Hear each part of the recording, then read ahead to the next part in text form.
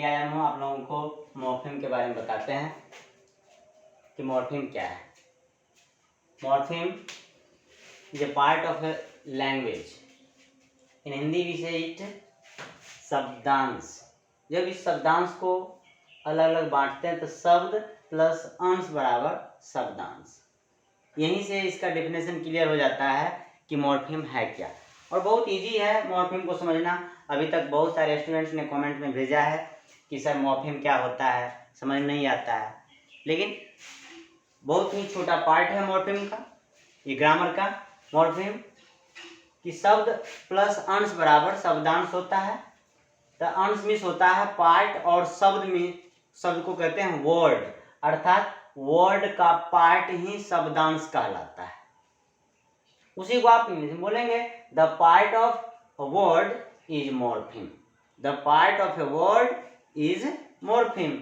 अब part of a word ये कहाँ यूज किया जाता है? तो किसी लैंग्वेज में यूज किया जाता है। तो आप इसको और बड़ा करके बता सकते हैं कि the part of a word which is used in a language is morpheme. जब इसको एक व्यवस्थित तरीके से बोलेंगे तो आप कह सकते हैं कि the part of a word, तो वो छोटा हिस्सा बन जाता है और वही छोटा हिस्सा मॉर्फिम कहलाता है।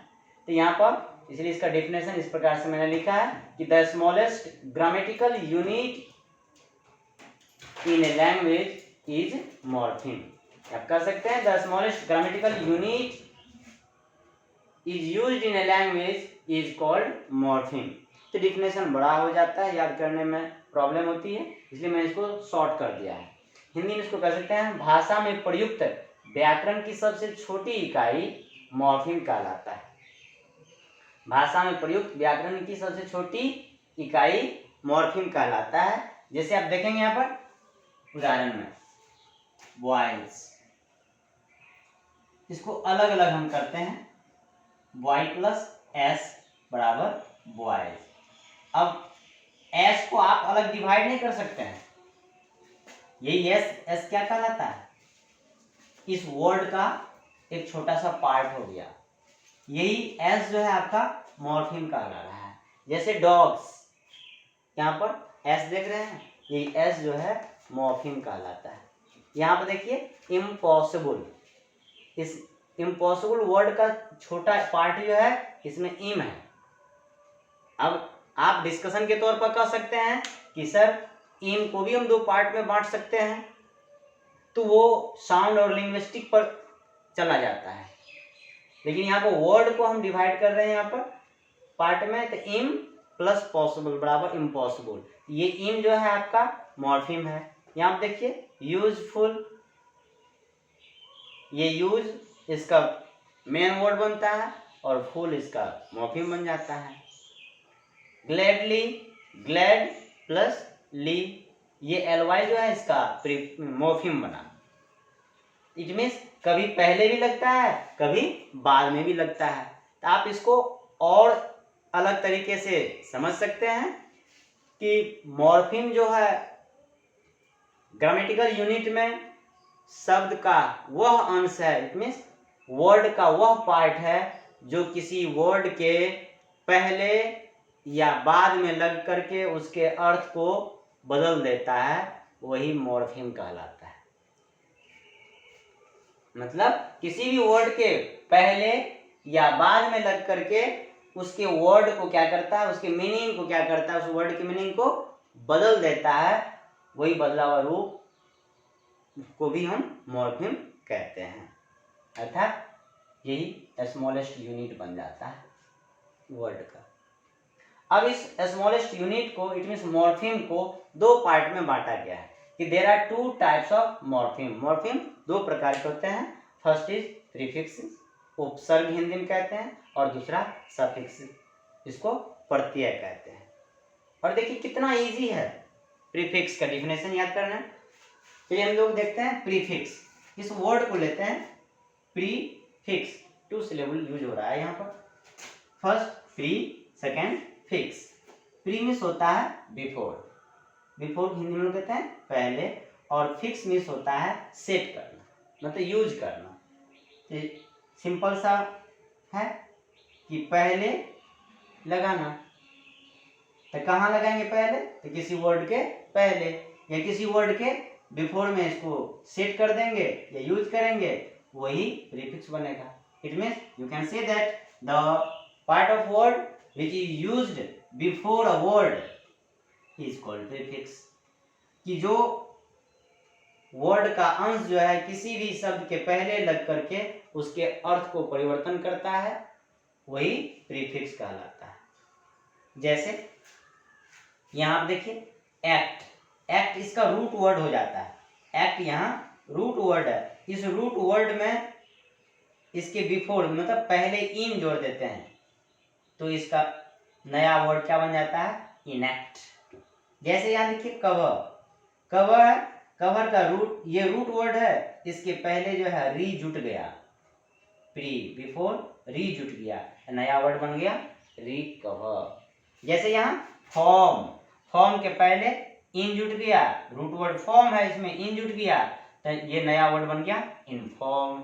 यहाँ रूट वर्ड है पॉसिबल, इसके पहले इन जुड़ गया तो बन गया इम्पॉसिबल। यही आपका जो पहला ये जो जुट रहा है पार्ट ऑफ वर्ड, यही पार्ट ऑफ वर्ड जो है क्या कहलाता है? प्रीफिक्स कहलाता है। इसलिए इसका डेफिनेशन इस प्रकार है कि the part of word which is attached, कि वर्ड का वह हिस्सा या वह अंश विच इज अटैच्ड, जिसको जोड़ा जाता है, to the beginning of an existing word is called prefix. कि जो वर्ड पहले से है उस वर्ड को बिना तोड़ फोड़ किए ही, बिना बदले ही उसके पहले जो कोई पार्ट ऑफ वर्ड आप ऐड कर देते हो तो उससे जो नया वर्ड बनता है वही वर्ड प्रीफिक्स के रूप में जाना जाता है। अर्थात वह उसके मीनिंग को चेंज करता है, प्रीफिक्स नहीं, वह वर्ड ही बनता है, लेकिन वह जो पहला वर्ड आप पार्ट ऑफ वर्ड जोड़े वही प्रीफिक्स बना।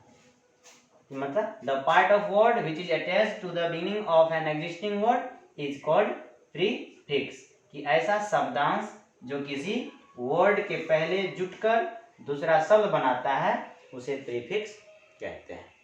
यही शब्दांश जो है, इन जो है यहाँ पर प्रीफिक्स है, री यहाँ पर प्रीफिक्स है, इन प्रीफिक्स है, इम प्रीफिक्स है।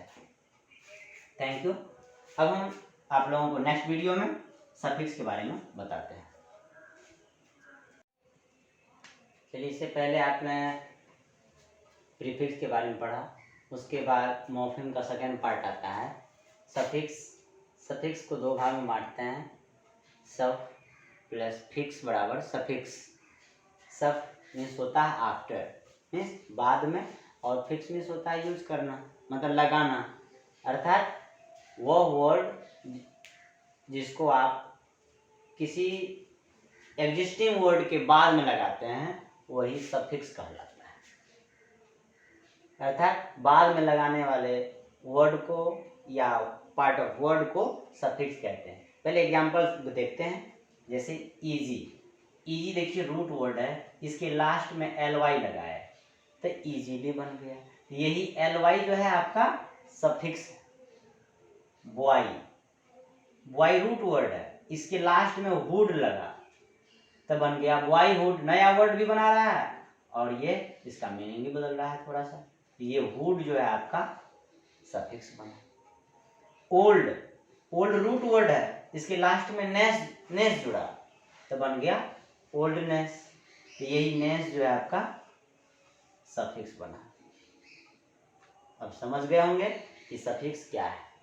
मतलब किसी भी एग्जिस्टिंग वर्ड के लास्ट में जो आप कुछ जोड़ करके एक नया वर्ड तैयार करते हैं तो वो क्या कहलाता है? सफिक्स कहलाता है।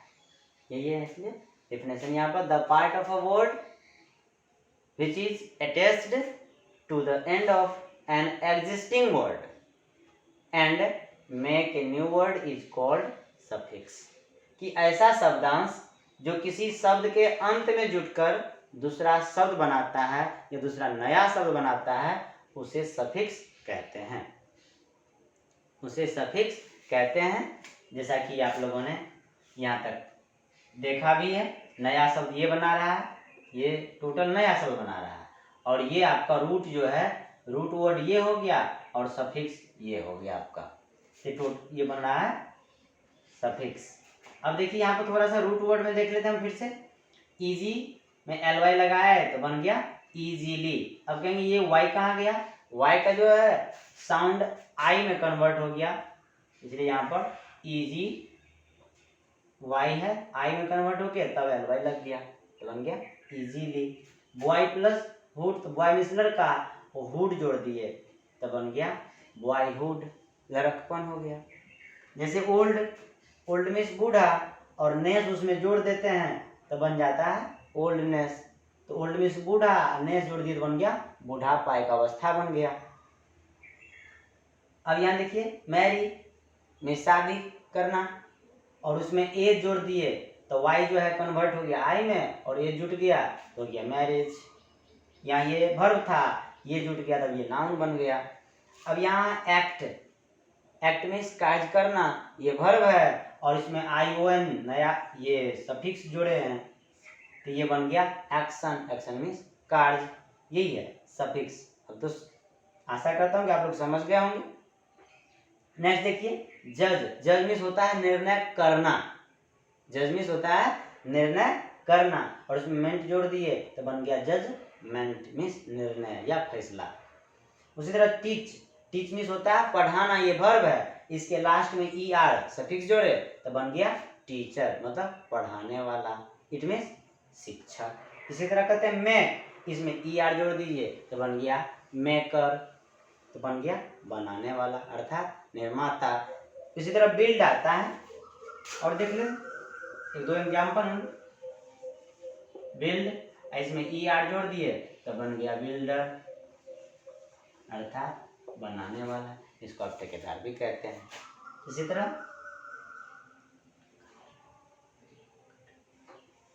पोर्ट कहते हैं, देखिए नाउन है, इसमें क्या करते हैं ER जोड़ देते हैं तो बन जाता है पोर्टर। इसी तरह कैरी कहते हैं तो कैरी में एज जोड़ देते हैं तो बन जाता है कैरेज, कैरी मीन्स ढोना, एज जोड़ दिए तो बन गया कैरेज, मतलब ढोने, सवारी हो गया। तो यही आपका सफिक्स था टोटल, कि प्रीफिक्स और सफिक्स। अब तो दोनों में अंतर समझ गए होंगे और कोई खास अंतर है नहीं, प्रीफिक्स जो है पहले जुटता है और सफिक्स बाद में जुटता है। Thank you.